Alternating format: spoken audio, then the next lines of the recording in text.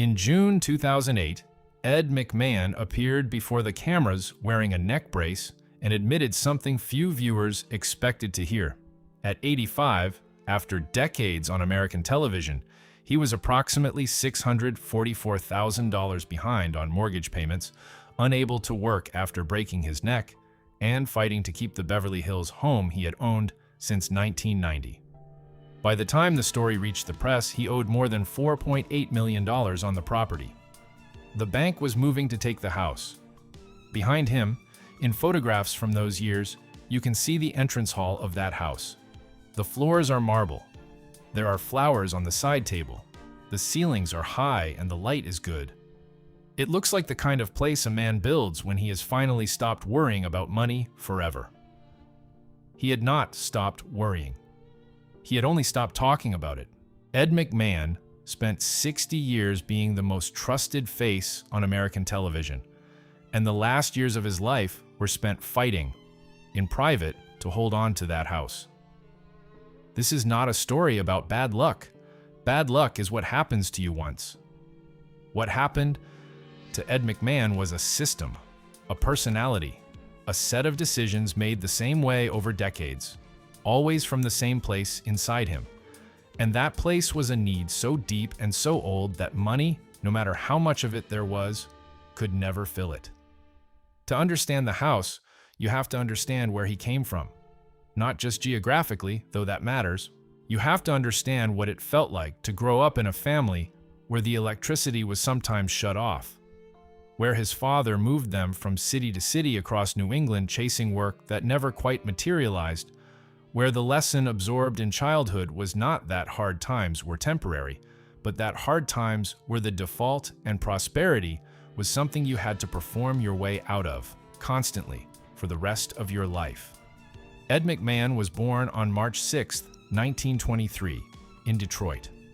His father, Edward Leo McMahon Sr., was a salesman, a charming and restless man who genuinely believed the next town would be better.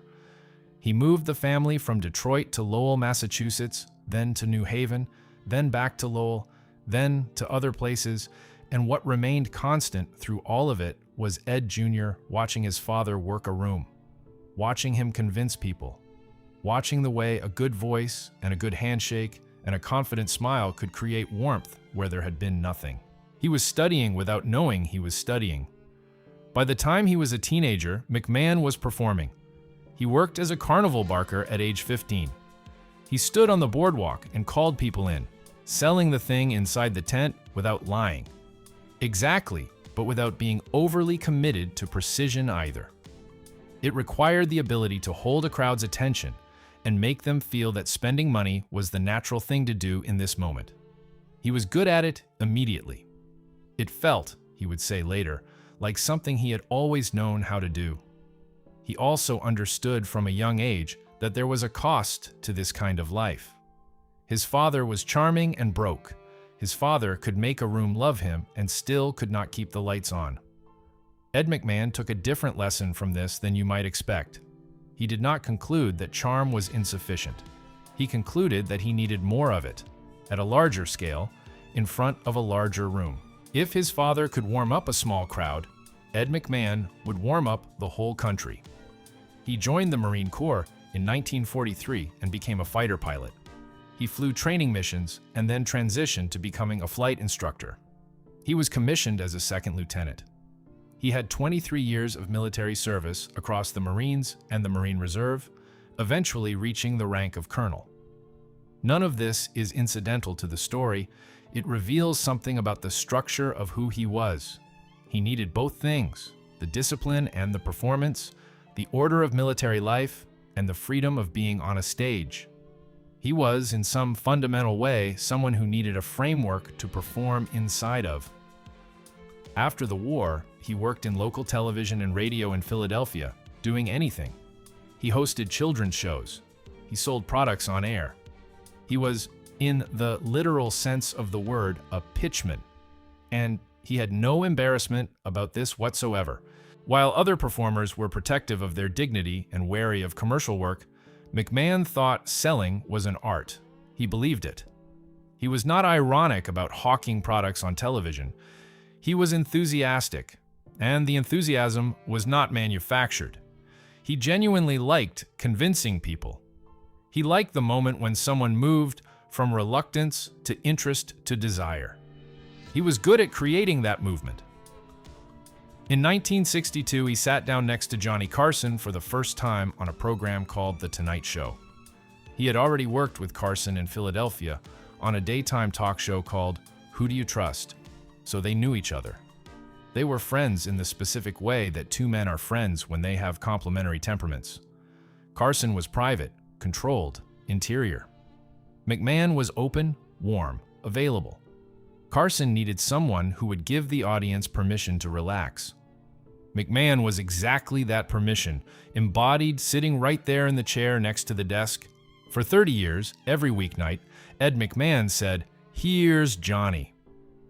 Those two words, that delivery, that particular arc of warmth and anticipation in his voice became one of the most recognizable sounds in American culture. He was not the star.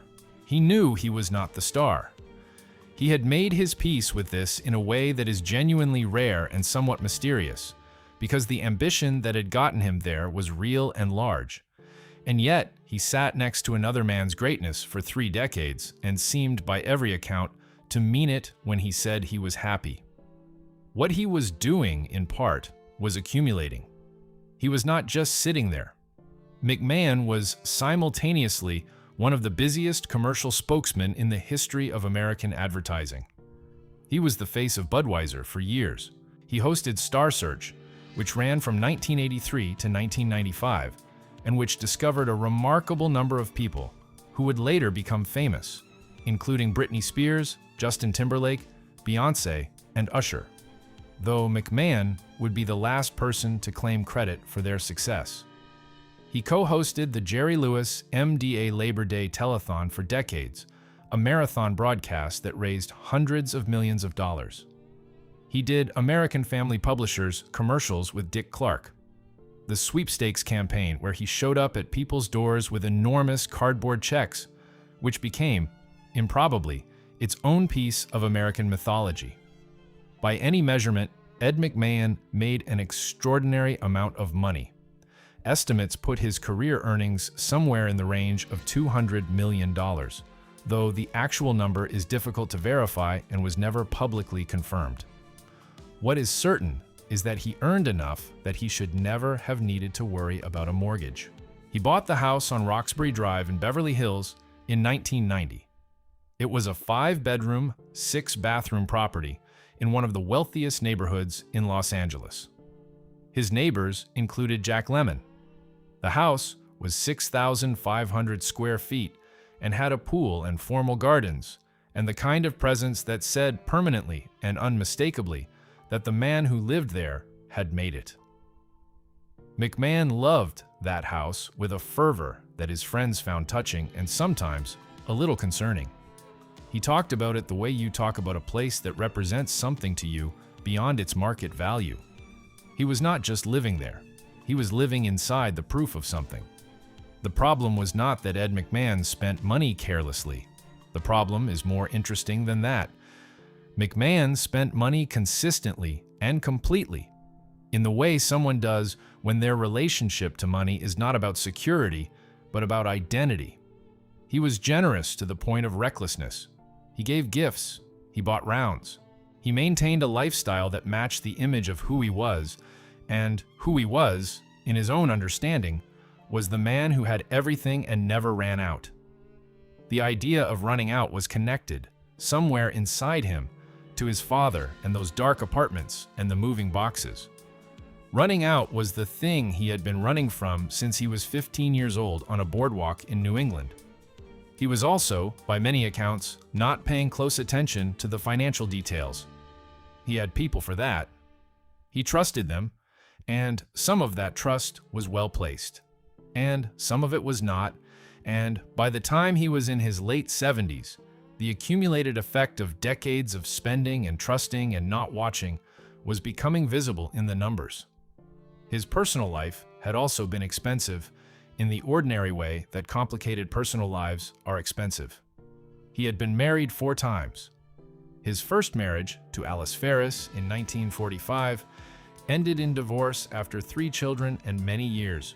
His second, to Victoria Valentine in 1976, lasted only a few years. His third, to Pamela Reck in 1989, produced 1 daughter and ended in divorce in 2005, at which point McMahon was 82 years old and had been paying alimony and legal fees that further eroded what he had. In 2005, he married Pamela Ilott, who would remain his wife until his death. She was younger and she loved him, and their marriage, by all accounts, was genuinely happy.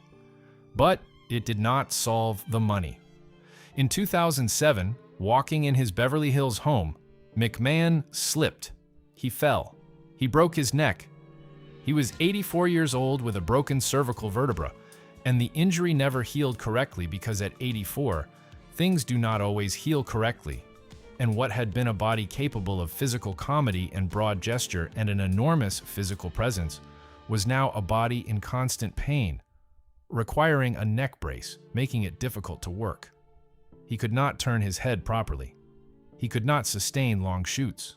He kept trying because he did not know how not to, but the opportunities that depend on a performer being physically present and apparently well were now going to people who could more reliably be physically present and apparently well. By 2008, McMahon had not made a mortgage payment on the Roxbury Drive house in several months. He owed $4.8 million on the property. The lender, Countrywide Financial, which was itself in the process of collapsing under the weight of the subprime mortgage crisis, had begun foreclosure proceedings. His credit was damaged.